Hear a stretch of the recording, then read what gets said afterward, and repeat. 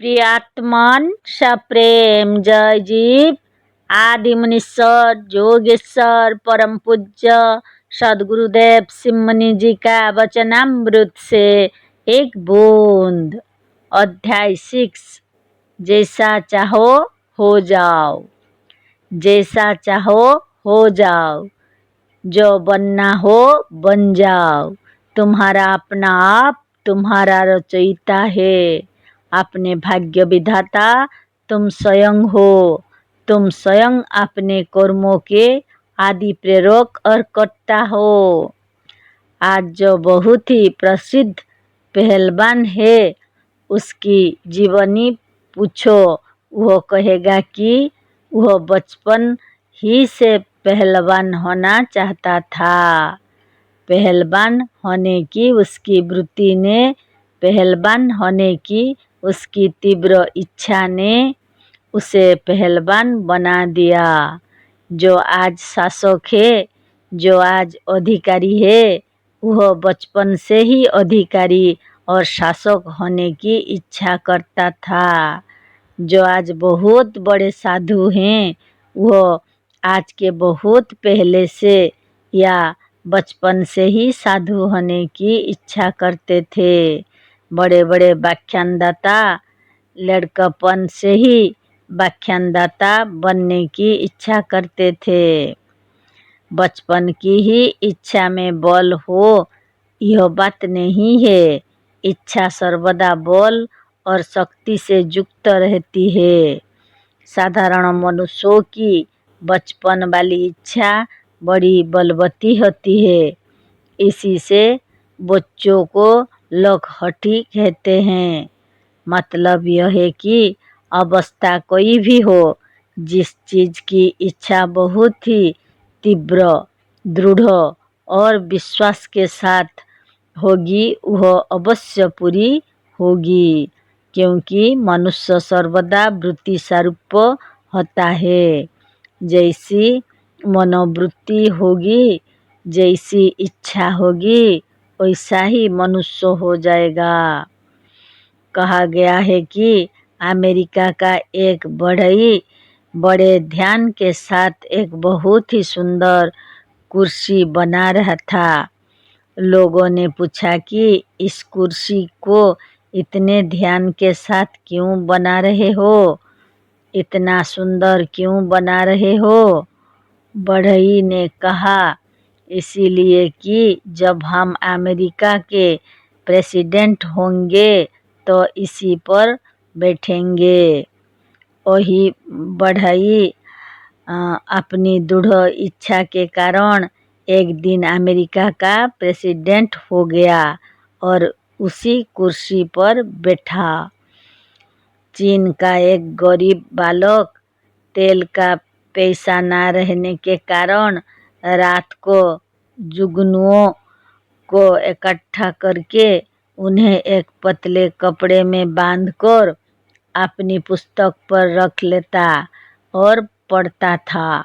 लोगों ने कहा, लड़के इतना परिश्रम क्यों कर रहे हो? उसने उत्तर दिया, इसीलिए कि जिसमें हम चीन के प्रधानमंत्री हो सकें।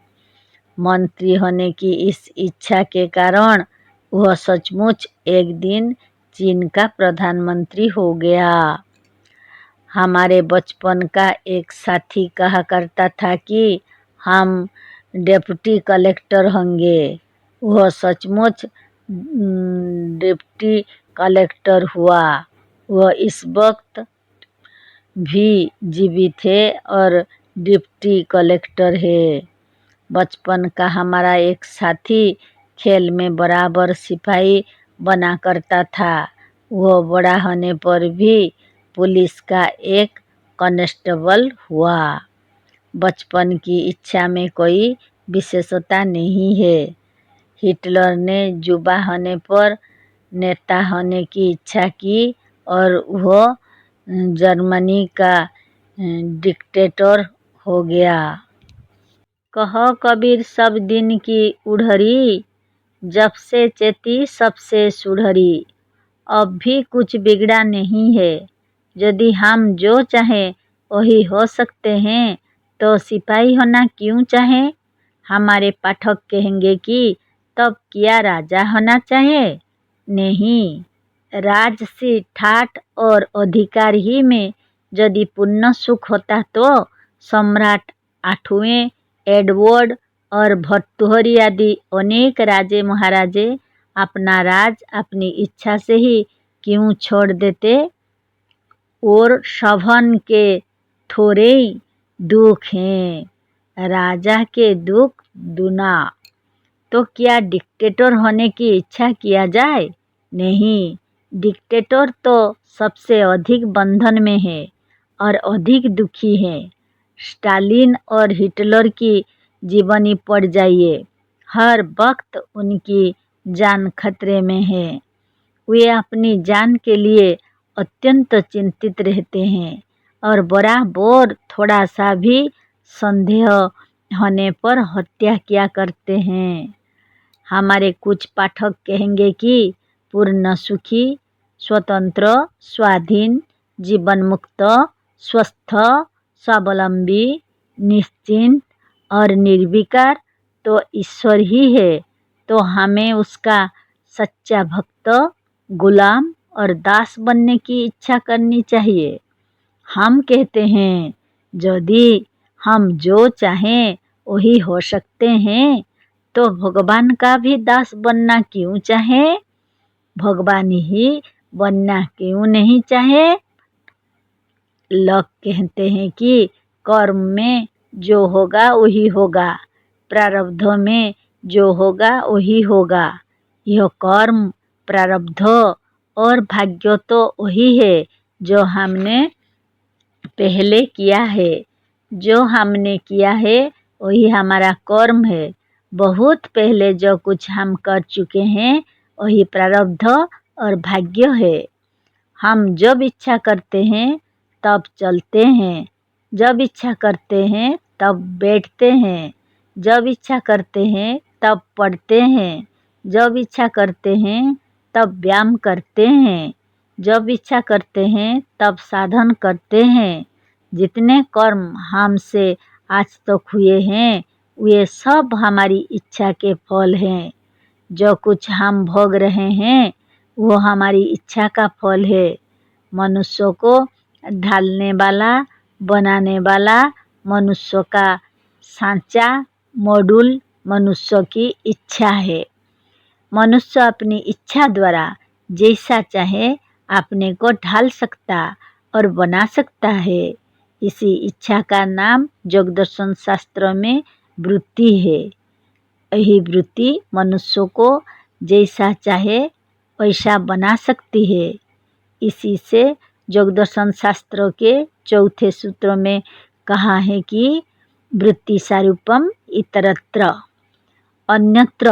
अर्थात जब योगी समाधि में नहीं रहता तो वृत्ति सारूप होता है, वैसा ही होता है, हो जाता है या रहता है जैसी उसकी वृत्ति होती है।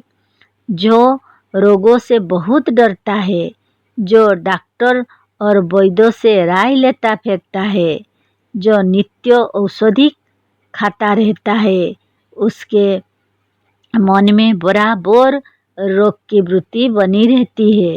यही कारण है कि ऐसे मनुष्य सर्वदा रोगी रहते हैं, क्योंकि मनुष्य वृत्ति स्वरूप होता है।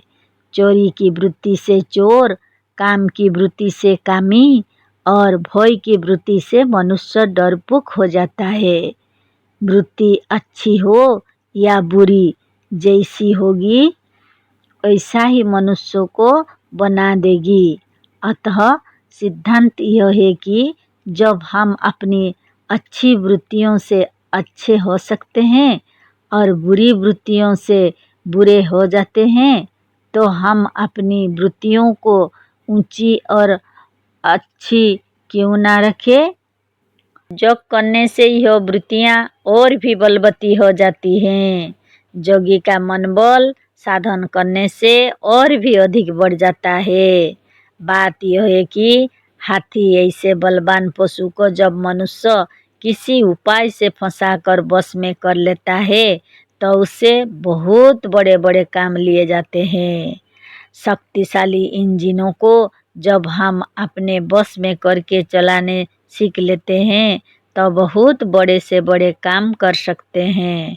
ठीक इसी तरह से यह बलवान मन, बलवती इच्छा या वृत्ति जब साधन द्वारा योगी के बस में हो जाती है तो योगी सर्वशक्तिमान और जीवन मुक्त हो जाता है। अतः जैसे साधन द्वारा वृत्तियों को बस में करना आवश्यक है, उसी तरह से शुभ भावनाओं में लगाने का ढंग जान लेना भी आवश्यक है। वेदों में भी उपयुक्त प्रकार की भावनाएं अत्यधिक पाई जाती हैं। नीचे यजुर्वेद के कुछ मंत्र दिए जाते हैं जिसमें यही कहा है कि मन का इतना बड़ा वेग है, इतनी बड़ी शक्ति है। अतः हमारा यह मन शिव संकल्प वाला या शुभ भावना वाला हो। जज्जाग्रतो दुरमुदेति दैवं तदुसुप्तस्य तथैवेति दुरंगमं ज्योतिषं ज्योतिरेकं तन्मे मनः शिव संकल्पमस्तु। जेन कर्मण्यपसः मनीषिणः यज्ञे कुर्वन्ति विदग्धेषु धीरा यत् अपूर्वजख्यमन्तः प्रजानां तन्मे मनः शिव संकल्पमस्तु। यत् प्रज्ञानम् उत चेत धृतिश्च यत् ज्योतिः अन्त अमृतं प्रजासु यस्मात् न अरुते किंचनः कर्म क्रियतं तन्मे मनः शिव संकल्पमस्तु।